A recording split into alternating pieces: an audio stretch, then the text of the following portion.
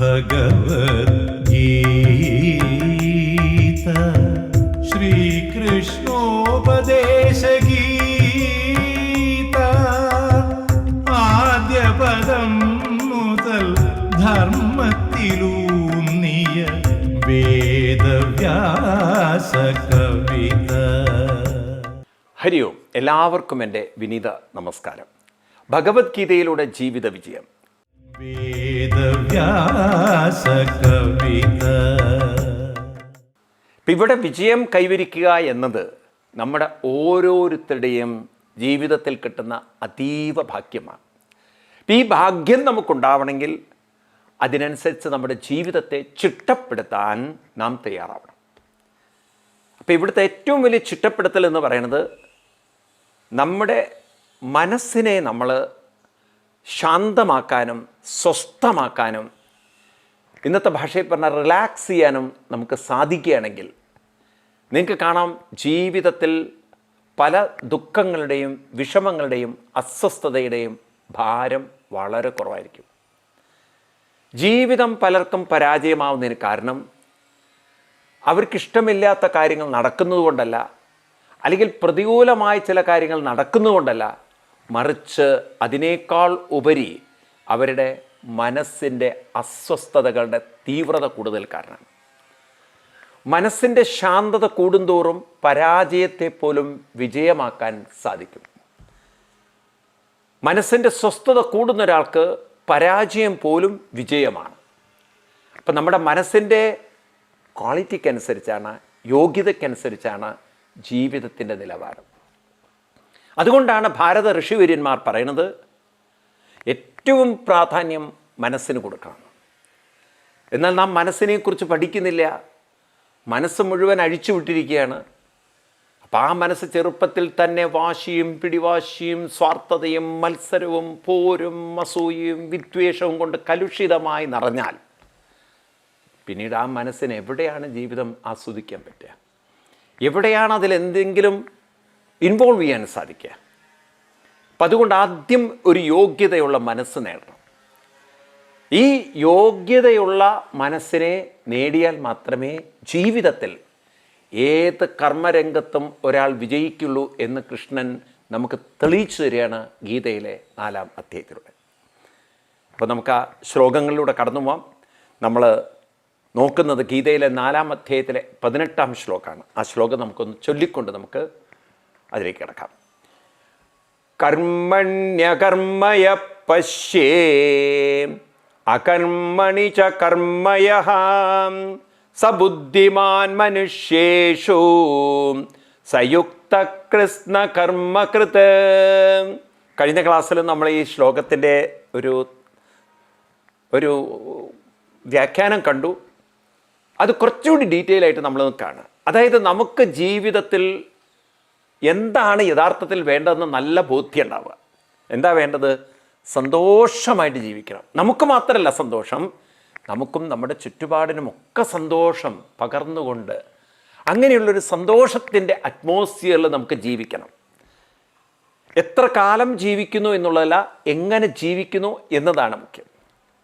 അപ്പം ആ സന്തോഷമുള്ളൊരു മാനസികാവസ്ഥ ഉണ്ടെങ്കിൽ മാത്രമേ നമുക്ക് ചുറ്റുപാടിന് സന്തോഷം പകരാൻ നമുക്ക് സാധിക്കുള്ളൂ.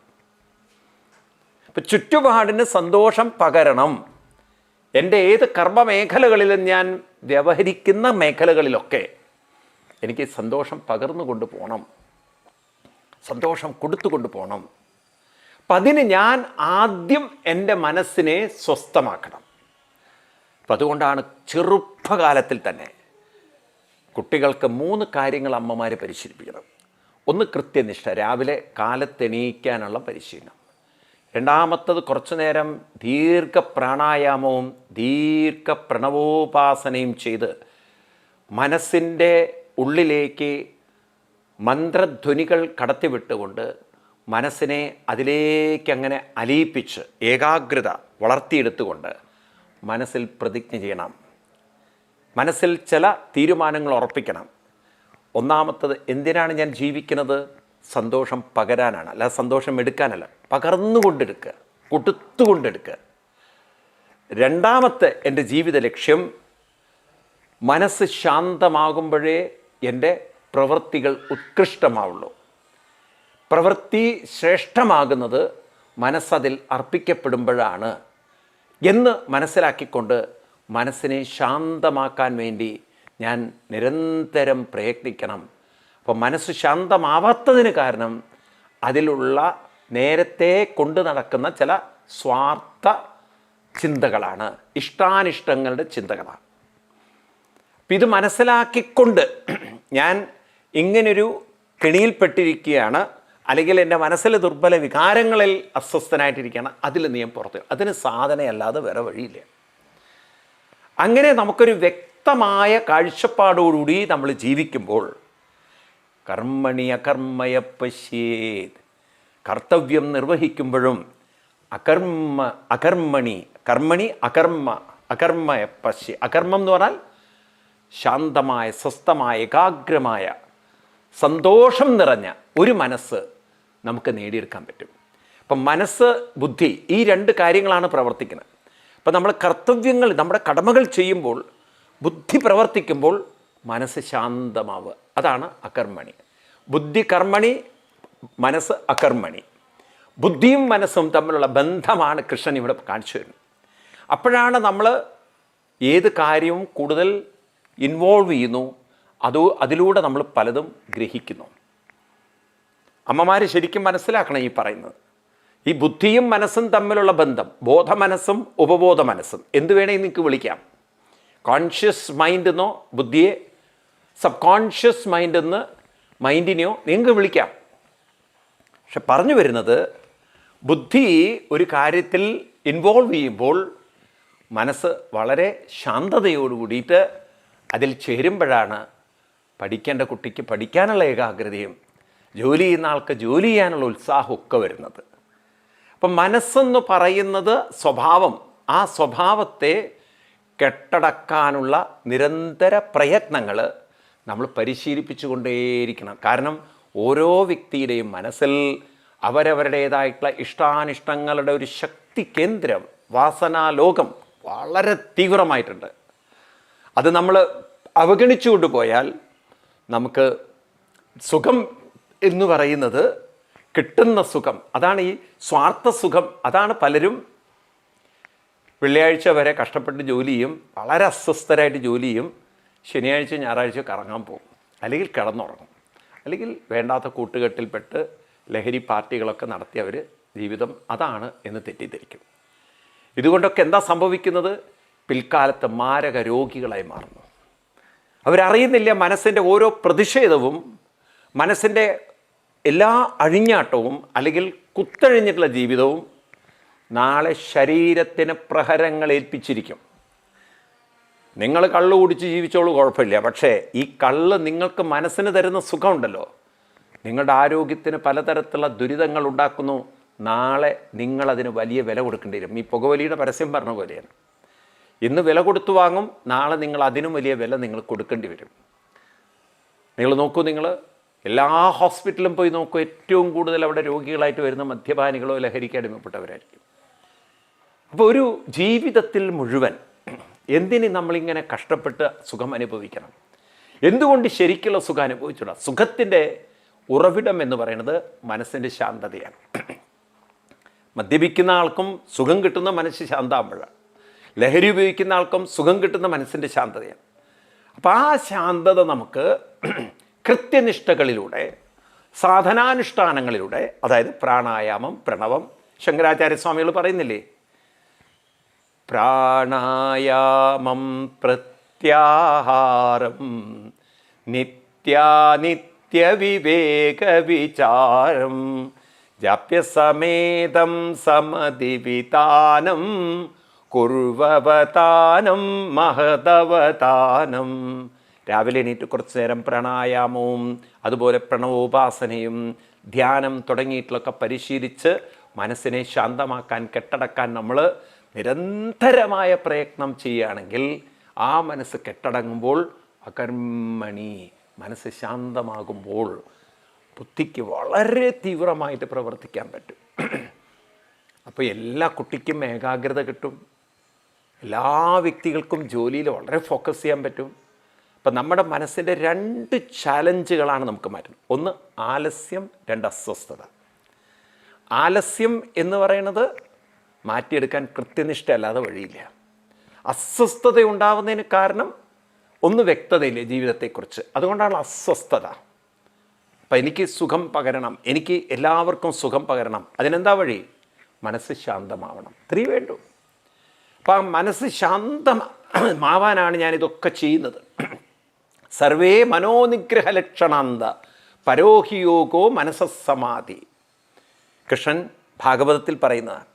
എല്ലാം മനസ്സിൻ്റെ കെട്ടടങ്ങലിന് വേണ്ടിയിട്ടാണ്. മനസ്സ് ശാന്തമാവുക. എന്താ മനസ്സ് ശാന്തമാവുക എന്ന് പറഞ്ഞു കഴിഞ്ഞാൽ അതിൻ്റെ ഇഷ്ടാനിഷ്ടങ്ങളെക്കുറിച്ച് വെറുതെ അനാവശ്യമായിട്ട് ചിന്തിക്കാൻ അവസരം കൊടുക്കാതിരിക്കുക.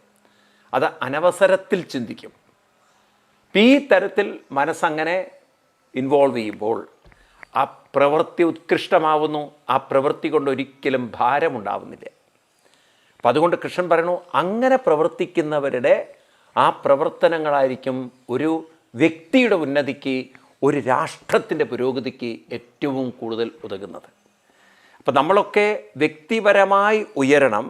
നാം ഏത് മേഖലയിൽ ജോലി ചെയ്യുന്നോ ആ മേഖല ഉയരണമെങ്കിൽ, അല്ലെങ്കിൽ ആ വ്യക്തി എവിടെയാണ്, ഏത് സ്ഥാപനത്തിന്, ആ സ്ഥാപനത്തിന് പോലും ഉന്നതി ഉണ്ടാവണമെങ്കിൽ നാം ചെയ്യുന്ന വർക്കിൻ്റെ ക്വാളിറ്റി കൂടണം. അതിൻ്റെ പിന്നിലുള്ള ആറ്റിറ്റ്യൂഡ് ശരിയാവണം.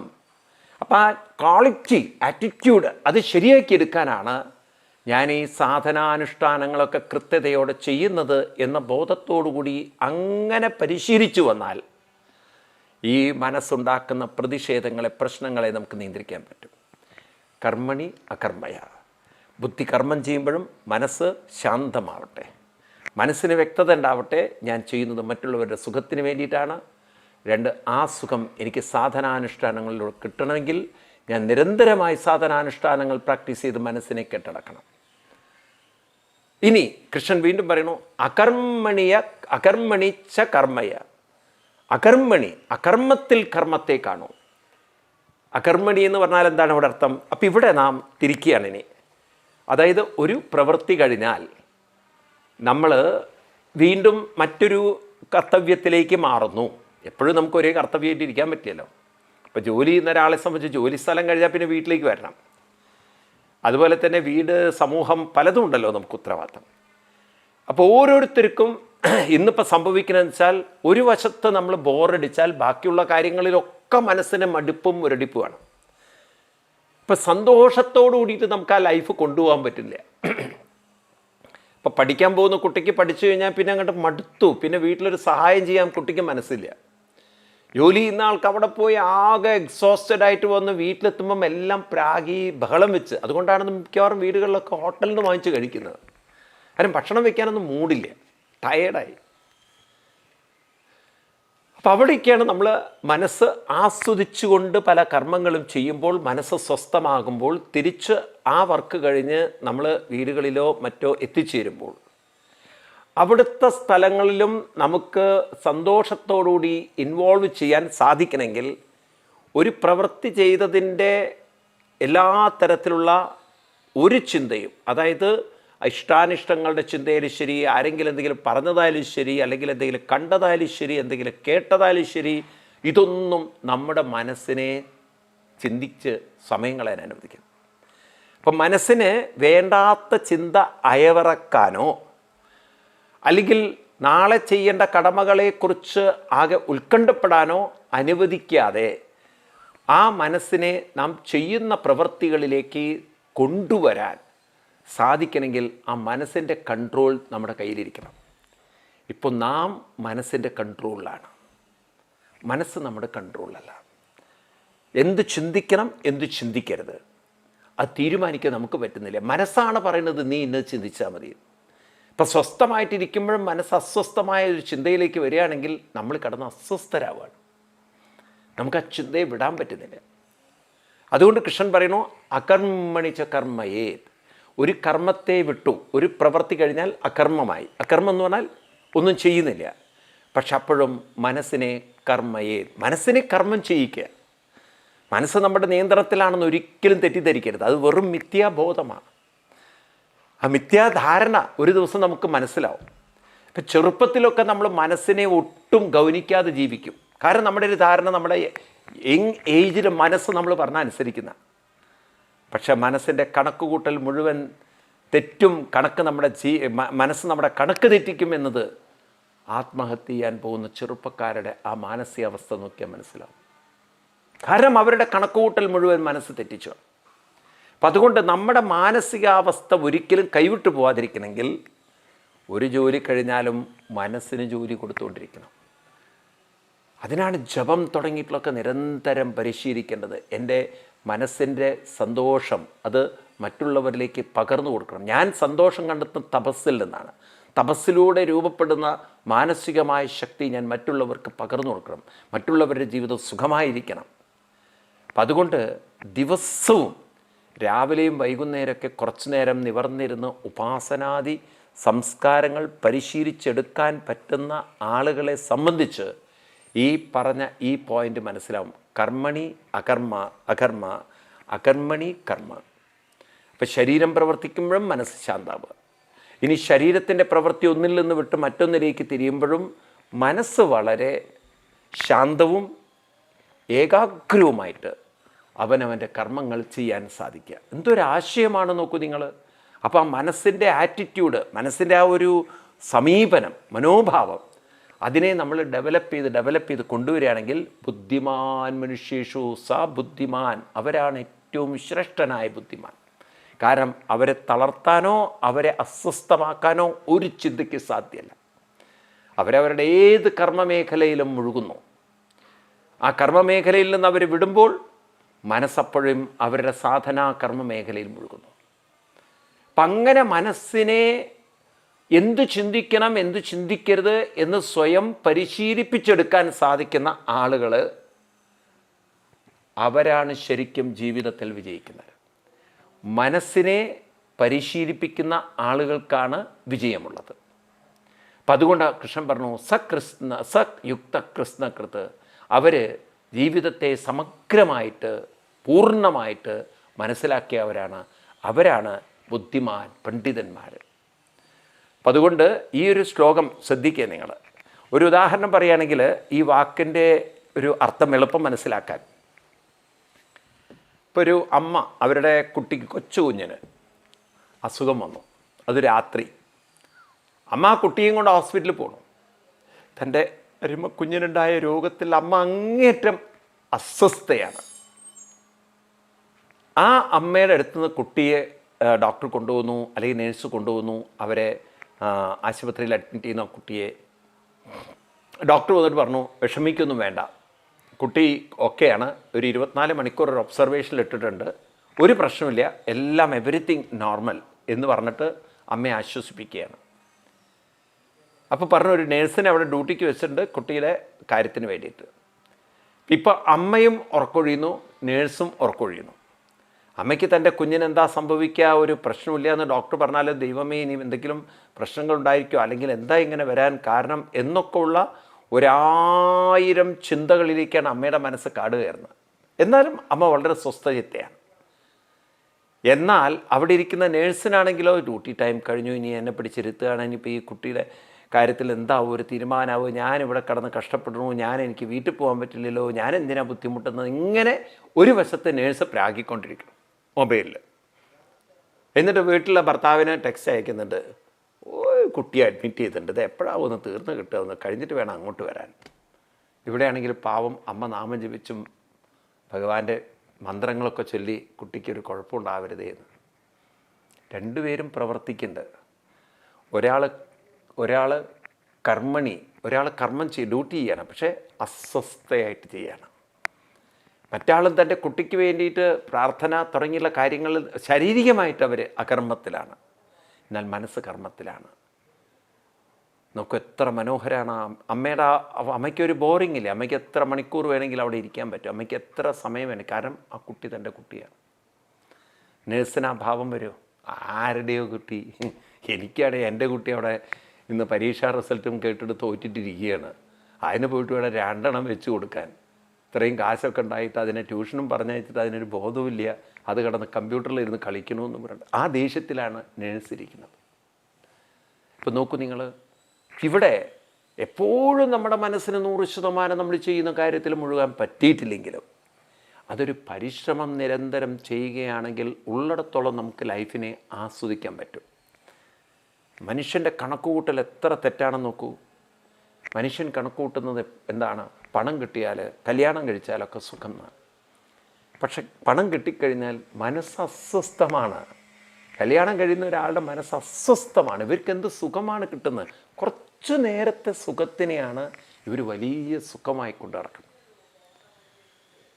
നമ്മളേറ്റവും കൂടുതൽ സുഖം, സ്വസ്ഥത അനുഭവിക്കുന്നത് ഉറക്കത്തിൽ മാത്രമാണ്. ബാക്കിയെല്ലാം നൈമിഷികങ്ങളാണ്.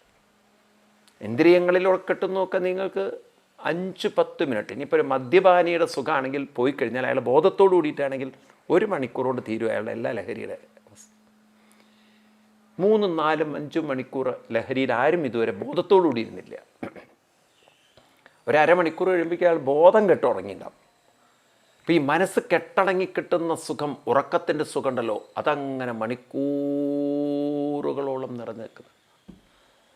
അപ്പം ആ ഒരു സുഖം നമ്മുടെ ജീവിതത്തിൽ ബോധപൂർവം ഉണ്ടാക്കിയെടുക്കണമെങ്കിൽ ചെയ്യുന്ന കർത്തവ്യങ്ങളിൽ മനസ്സിനെ നമ്മൾ പൂർണ്ണമായി കൊണ്ടുവരാൻ, അർപ്പിക്കാൻ നമുക്ക് സാധിക്കും.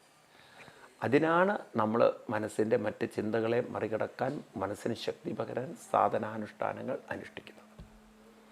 അപ്പം ഇത് നമ്മൾ മനസ്സിലാക്കിയാൽ മതി. എല്ലാ സാധനയും, എല്ലാ പ്രാർത്ഥനയും, എല്ലാ മതങ്ങളുടെ പ്രാർത്ഥനയും അത് ശരിക്കും മനസ്സിനെ കെട്ടടക്കാറാണ്. പക്ഷെ അൺഫോർച്ചുനേറ്റ്ലി പല മതങ്ങളും ഇത് മനസ്സിലാക്കിയില്ല. അവർ തെറ്റിദ്ധരിച്ചു പ്രാർത്ഥന ദൈവത്തിന് വേണ്ടിയിട്ടാണ്, മനസ്സിന് വേണ്ടിയിട്ടാണ് പ്രാർത്ഥന. കാരണം ഈ ദൈവം എന്ന് പറയുന്നത് അവരെ സംബന്ധിച്ച് ആകാശത്തിനപ്പുറത്തിരിക്കുന്ന ആളാണ്. എന്നാൽ ദൈവം എന്ന് പറയുന്നത് ശക്തിയാണ്. ആ ശക്തിയെ നമുക്ക് കണക്റ്റ് ചെയ്യാൻ സാധിക്കുന്നത് നല്ല വികാരങ്ങളെ കൊണ്ടാണ്, നല്ല ഭാവനകളെ കൊണ്ടാണ്. അതാണ് സുഖം പകരുക, ചെയ്യുന്ന കാര്യത്തിൽ മുഴുകുക. അപ്പം മനസ്സ് എത്രമാത്രം സ്വസ്ഥമാണോ അപ്പോഴേ നല്ല വികാരങ്ങൾ പുറത്തു വരുള്ളൂ. മനുഷ്യൻ്റെ ഹൃദയത്തിലുള്ള സദ്വികാരങ്ങൾക്ക് പുറത്തു വരണമെങ്കിൽ മനസ്സൊന്ന് കെട്ടടങ്ങണം, മനസ്സ് ശാന്തമാവണം. അതിനാണ് പ്രാർത്ഥന ഞാൻ പ്രാർത്ഥിക്കുന്നത്. അപ്പോൾ പ്രാർത്ഥിക്കുമ്പോഴാണ് മനസ്സ് കെട്ടടങ്ങുന്ന മനസ്സിനെ നല്ല വികാരങ്ങൾ വരുള്ളൂ. ആ നല്ല വികാരങ്ങൾ വരുന്നിടത്താണ് ദൈവം. കാരണം ദൈവവും സദ്വികാരങ്ങളും ഒന്നാണ്. ഇതാണ് നമ്മൾ പണ്ട് പഠിച്ചത്, God is love, love is God. നല്ല വികാരങ്ങളും ആ വികാരങ്ങളുടെ ഉത്ഭവസ്ഥലമൊക്കെ ഒന്ന് തന്നെയാണ്. അതുകൊണ്ട് മനസ്സിനെ ശാന്തമാക്കാൻ നാം പരിശീലിക്കണം. എല്ലാ പ്രാർത്ഥനകളും എല്ലാ മതസ്ഥരോടും കൈകൂപ്പിക്കൊണ്ട് പറയണം. തെറ്റിച്ചാരോടും പറഞ്ഞു കൊടുക്കരുത്. ദൈവത്തിന് വേണ്ടി പ്രാർത്ഥിക്കുന്നു പറയരുത്. മനസ്സിനെ ശാന്തമാക്കാൻ വേണ്ടി പ്രാർത്ഥിക്കണം. മനസ്സ് ശാന്തമായാൽ ഹൃദയം മനസ്സിലൂടെ പ്രവർത്തിക്കാൻ തുടങ്ങും. ഹൃദയത്തിലാണ് സ്നേഹം, ദയ, കാരുണ്യം, വാത്സല്യം, ഉന്നത മൂല്യങ്ങൾ. ആ ഉന്നത മൂല്യങ്ങൾ മനസ്സിലൂടെ പുറത്തു വരുമ്പോൾ അവിടെയാണ് ദൈവം പോലും അനുഗ്രഹിക്കുന്നത്. അപ്പോൾ മനസ്സിനെ പരിശീലിപ്പിച്ചെടുക്കേണ്ടതുണ്ട്. അത് നമ്മളെ വളരെ വ്യക്തമായി ഓർമ്മിപ്പിക്കുകയാണ്. ഈ ഒരു കാര്യം ആരാണോ വ്യക്തമായി മനസ്സിലാക്കിയിട്ടുള്ളത് അവർക്കൊരിക്കലും ജീവിതത്തിൽ ദുഃഖിക്കേണ്ടി വരില്ല. കർമ്മത്തെ മുഴുവൻ മനസ്സിലാക്കിയ മഹാത്മാക്കളാണ്. അപ്പം അതുകൊണ്ട് നമുക്ക് നല്ല ജീവിതത്തെ നേടിത്തരാൻ ഈ കർമ്മരഹസ്യം നമുക്ക് പഠിച്ച് നല്ല മനസ്സോടു കൂടിയിട്ട് നമ്മുടെ കർത്തവ്യത്തിൽ മുഴുകാൻ സാധിക്കട്ടെ. അടുത്ത ക്ലാസ്സിൽ നമുക്ക് കൂടുതൽ ഒന്നുകൂടി ഡീറ്റെയിൽ ആയിട്ട് നോക്കിക്കൊണ്ട് നമുക്ക് ഈ ശ്ലോകത്തെ ഉപസംഹരിപ്പിക്കാം. അതുവരെ എല്ലാവർക്കും നന്ദി, നമസ്കാരം, പ്രണാമം. ധർമ്മത്തിലൂന്നിയ വേദവ്യാസ കവിത